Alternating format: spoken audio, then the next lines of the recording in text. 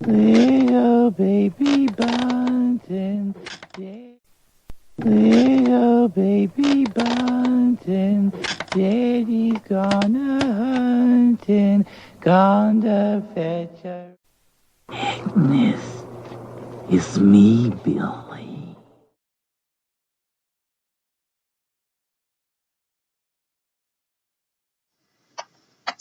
Greetings. It is the holiday season, and this video is the first of 31 videos that I decided to record on Christmas horror movies. I just after the October Horror Challenge, I thought, I just couldn't get enough. I decided, well, why not do a whole month devoted to Christmas horror movies? So I've lined up about 32 titles, at least enough to do one a day.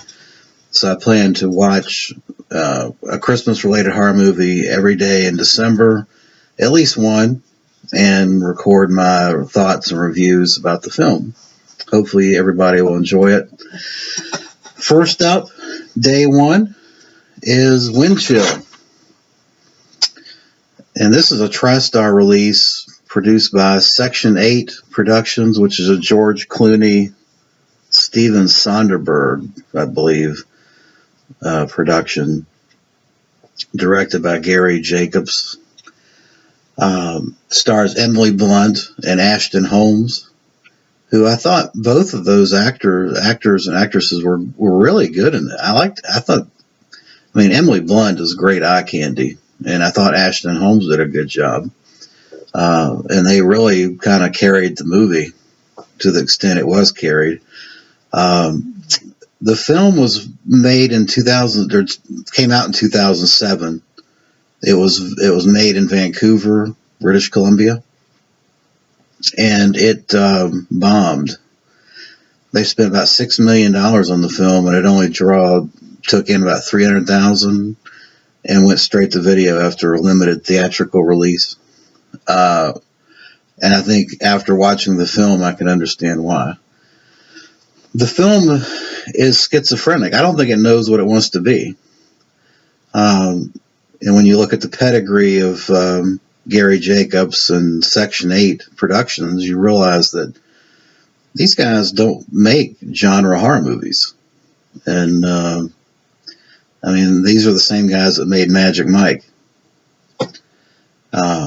This film has no feel for the horror genre, in my opinion. The first 40 minutes is a stalker type movie. You've got Emily Blunt and Ashton Holmes, who are college kids. Emily's trying to get back to Delaware over the Christmas holidays to see her parents and needs a ride. Ashton is the boy that's stalking her, apparently, and plots to make arrangements for him to be the guy that's going to drive her to Delaware, even though he doesn't know how to get to Delaware. So the first 40 minutes of the film is Ashton Holmes, a slasher nutcase that's going to kill off Emily Blunt. He acts very strange. There's a lot of tension in the car, a lot of build-up and suspense, psychological and otherwise, that I thought was very good. I think if they'd have stuck to a straight-up psychological thriller type story and just stayed with that storyline, we might have had a good movie on our hands. But about 40 minutes into the movie, we take a sharp right turn, literally and figuratively. The movie, they're driving along the highway, and he decides to go off on a secondary road, which is snow-covered, and it turns out this snow-covered road is haunted with the deaths of a lot of different people before them. They get in a wreck, and they are trapped in the car, and it turns into a ghost story. And the producers of the film and the director said in the commentary that what they wanted to do was make a ghost story in the smallest space possible, which is the car. But unfortunately, they just failed. They just have no feel for the genre, and it killed the movie to me. The ghost story was destroyed by really crappy special CGI effects, and there's just not enough storyline to cover and carry the film. I mean, you've got two people trapped in a car. They're seeing nightmarish images of deaths that have occurred on this road before them. And then there's a lot of dialogue and bickering between themselves. It's boring. It's not suspenseful.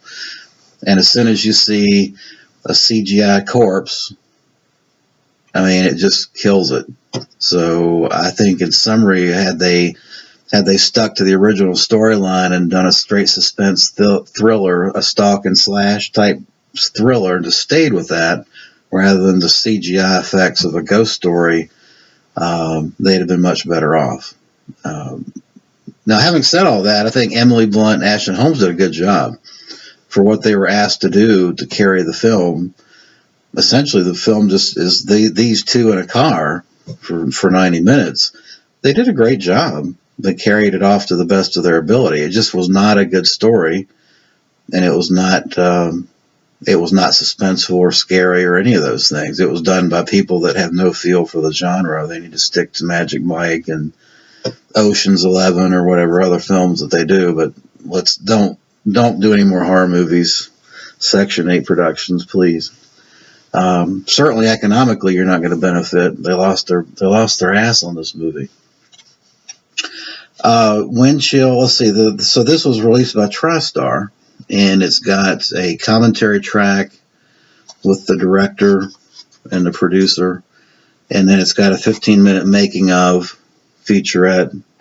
And I watched both, and I didn't find anything earth-shattering from it in terms of, other than these guys think they know. The director and the producer think they understand what a horror movie is and what a suspense scary movie is. I would argue with them, check your box office receipts, because you have no clue. It's you just don't have a feel for it. But that's the bottom line. And that's a shame, because I wanted to like this film. The first 40 minutes had me. They had me, and then they lost me with the attempt to turn this thing into a ghost story.